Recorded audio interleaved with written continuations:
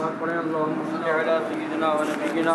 وشفيعنا وحبيبنا مولانا محمد معدن الجود والكرم وآله الكرام وابنه الكريم وأمته الكريمة وبارك وسلم۔ آقائے دو جہاں صلی اللہ تعالیٰ علیہ وآلہ وسلم کے اختیار کے تعلق سے کل آپ نے سماعت فرمایا تھا کہ سرکار اعلیٰ حضرت رضی اللہ تعالیٰ عنہ کا رسالہ مبارکہ الامن والعلا لناعت المصطفیٰ بدافع البلا ہے۔ اب فرماتے ہیں وہاں سے مختصراً صرف 2 ہی آیات مبارکہ تلاوت کی جاتی ہیں۔ اللہ عز و جل فرماتا ہے ضرب اللہ مثلا عبدا مملوکا لا يقدر على شيء ومن رزقناه منا رزقا حسنا فهو ينفق منه سرا وجهرا هل يستوون الحمد لله بل اكثرهم لا يعلمون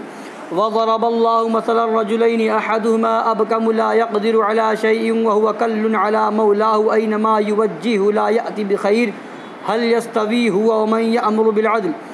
يأمر بالعدل وهو على صراط مستقيم۔ ترجمہ سماعت فرمائیں۔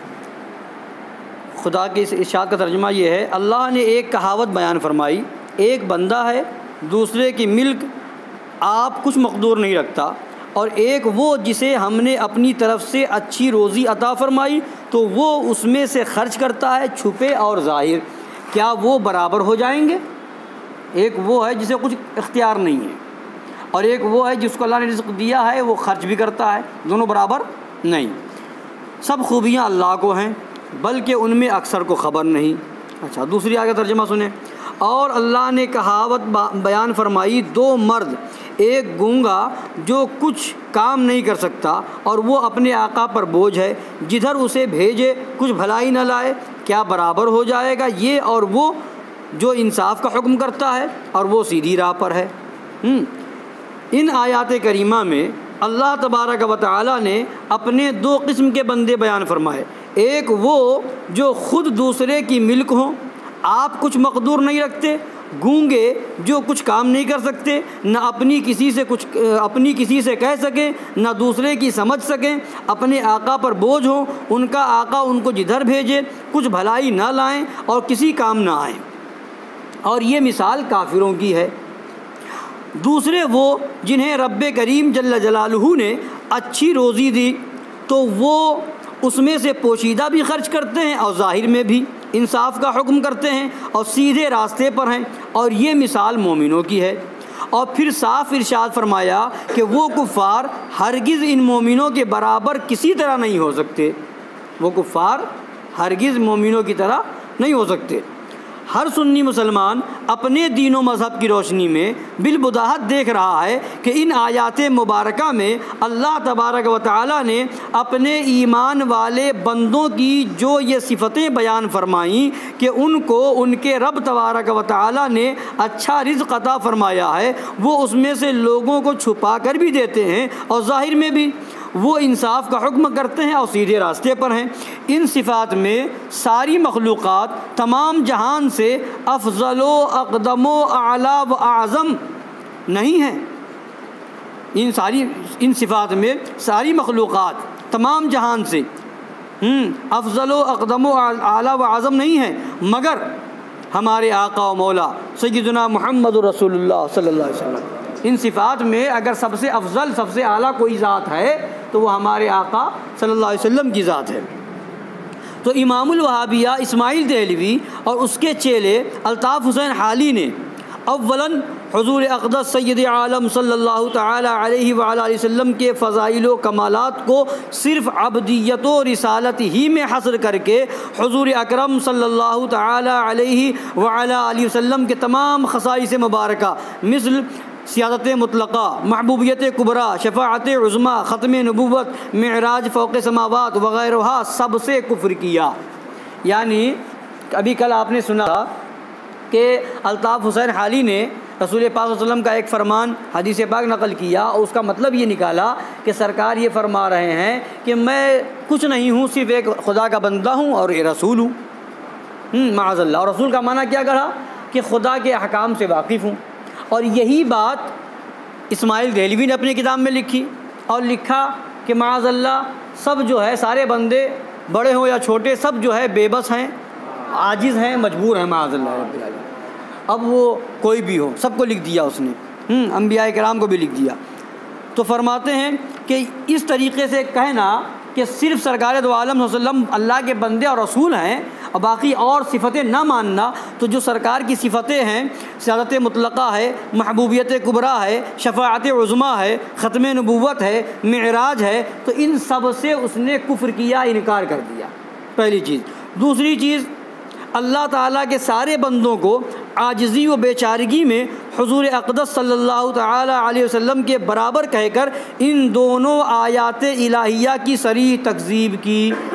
والعیاذ۔ جب ان دونوں آیتوں میں اللہ فرماتا ہے کہ ایک کافروں کی کہاوت بیان فرمائی اور ایک مسلمانوں کی، اور فرمایا یہ دونوں برابر نہیں، تو پھر انبیاء کرام اور پھر نبیوں کے امام سرکار دو جہاں صلی اللہ علیہ وسلم وہ عام انسانوں کے برابر کیسے ہو سکتے ہیں؟ تو ان دونوں آیتوں کی بھی تکذیب ہے، جھٹلانا ہو گیا آیت کو۔ ثالثاً، تیسری چیز، حضرت امام ربانی مجدد الف ثانی شیخ احمد فاروقی سرہندی قدس سرہ سبحانی اپنے مکتوبات شریف جلد اول صفحہ 224 مکتوب نمبر 217 میں فرماتے ہیں، ترجمہ سنیں، یعنی حضور پرنور سیدنا الغوث الاعظم رضی اللہ تعالیٰ عنہ نے اپنے بعض رسالوں میں تحریر فرمایا ہے کہ قضائے مبرم میں کسی شخص کو کچھ بدلنے کی مجال نہیں، مگر مجھ کو اللہ تعالیٰ نے ایسا اختیار دیا ہے کہ وہ قضا جو لوح محفوظ میں قضائے مبرم کی طرح لکھی ہوئی ہے، اگر میں چاہوں تو اس قسم کی قضائے مبرم میں بھی تغییر و تبدیل کر دوں۔ یہ غوث اعظم فرما رہے ہیں۔ تو سرکار غوث اعظم کا یہ اختیار ہے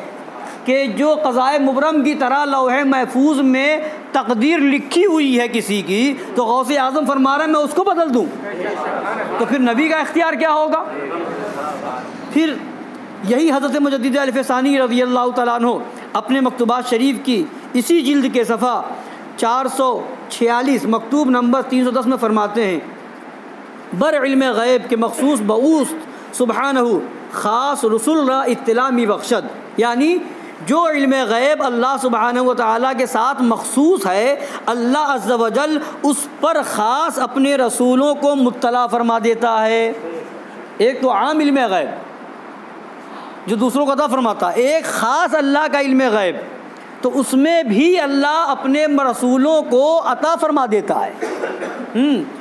پھر حضرت امام الربانی علیہ رحمت والرضوان الرحمانی اپنے مکتوبات شریف کی جلد سوم کے صفحہ 201 مکتوب نمبر 110 میں فرماتے ہیں، چون بفضل اللہ سبحانہ از قید حصول ذلیت وارحد ہر ذرہ از ذرات موجودات چے عرض و چے جوہر و چے آفاق و چے انفس اورا دروازہ علم غیب وا گردد، یعنی جب عارف اللہ کا ولی بفضل اللہ تعالی حصول ذلیت کی قید سے چھوٹتا ہے تو عرض ہوں یا جوہر، آفاق ہوں یا انفس، غرض تمام موجودات عالم کا ہر ذرہ اس کے لیے غیب الغیب کا دروازہ بن کر کھل جاتا ہے۔ ایک عارف کے لیے، اللہ کے ولی کے لیے فرما رہے ہیں کہ دنیا کا ہر ذرہ جو ہے اس کے لیے دروازہ بن کر کے کھل جاتا ہے، غیب الغیوب کا دروازہ بن کے کھل جاتا ہے۔ امام الوہابیہ اسماعیل دہلوی اور اس کے چیلے الطاف حسین حالی کا دھرم تو یہ ہے کہ اللہ تعالیٰ کے تمام بندے عاجزی و بیچاری اور بے خبری و نادانی میں معاذ اللہ حضور اقدس صلی اللہ تعالیٰ علیہ وآلہ وسلم کے برابر ہیں، معاذ اللہ رب العالمین۔ مگر حضرت مجدد الف ثانی رحمۃ اللہ تعالی علیہ اعاظم اولیاء امت محمدیہ علی صاحبہ و آلہ الصلاۃ والتحیہ مثل حضور غوث پاک رضی اللہ تعالیٰ عنہ کے لیے بعطائے الہی ایسی عظیم قدرت وسیع اختیار مانتے ہیں کہ وہ باذن خداوندی لوح محفوظ میں بھی تصرف کر سکتے ہیں۔ انبیاء و مرسلین تو انبیاء و مرسلین ہیں علی سیدہم وعلیہم وعلی آلہ الصلاۃ والسلام، عارفین کے لیے ایسا وسیع و محیط علم عظیم مانتے ہیں کہ تمام کائنات، جملہ موجودات، جمی مخلوقات کا ہر ذرہ نہ صرف یہ کہ ان پر منکشف ہی ہو جاتا ہے بلکہ غیب الغیب کے مشاہدے کے لیے ان کے حق میں ایک کھلا ہوا دروازہ بن جاتا ہے۔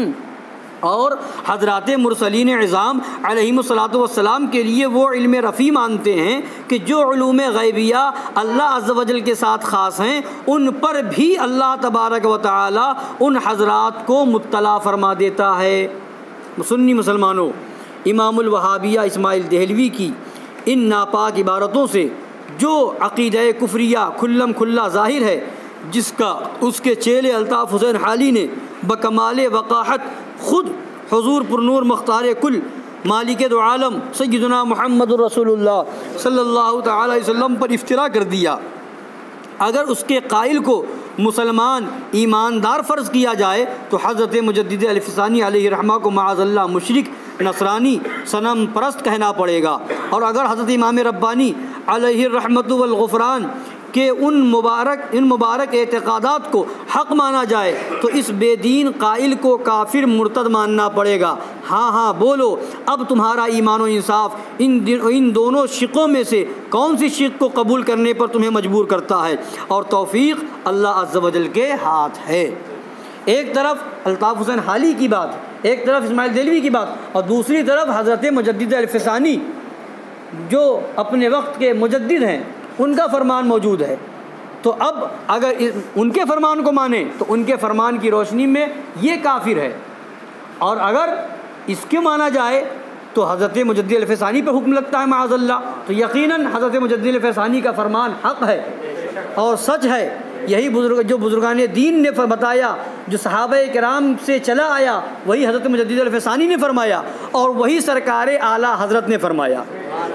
تبھی سرکار اعلیٰ فرماتے ہیں میں تو مالک ہی کہوں گا کہ ہو مالک حبیب، یعنی محبوب و محب میں نہیں میرا تیرا اور کوئی غیب کیا، تم سے نہا ہو بھلا جب نہ خدا ہی چھپا، تم پہ کروڑوں درود۔ اللہ تعالی ہم سب کو بزرگان دین کے نقش قدم پر، ان کے عقیدے اور ان کے طور طریقے پر چلنے کی توفیق عطا فرمائے، ان تمام گمراہوں، گمراہ گروں اور مرتدوں، وہابیوں، دیوبندیوں سے بچنے کی توفیق عطا فرمائے، آمین برحمتک یا ارحم الراحمین۔